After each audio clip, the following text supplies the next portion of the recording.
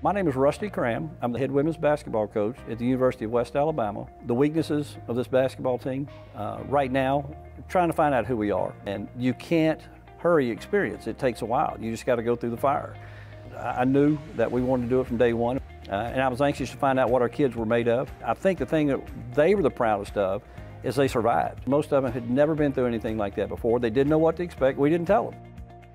The biggest thing that changed to me after the fact from before we started was they got to know each other. When you go through something like that, there comes a break point. You could just see it in their eyes. They looked at each other like, you ready to give it in yet? You know, like, I'm just tired. I don't know if I can go another step.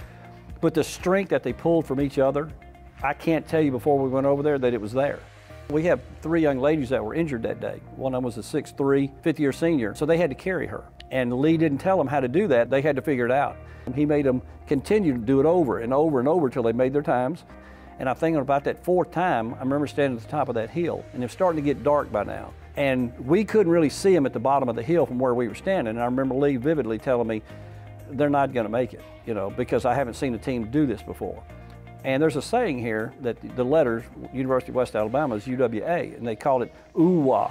Before we ever saw them coming up that hill, carrying those 3 girls, you could hear them ooh-wah coming all the way up that hill in the dark before they ever got over the crown where you could see them.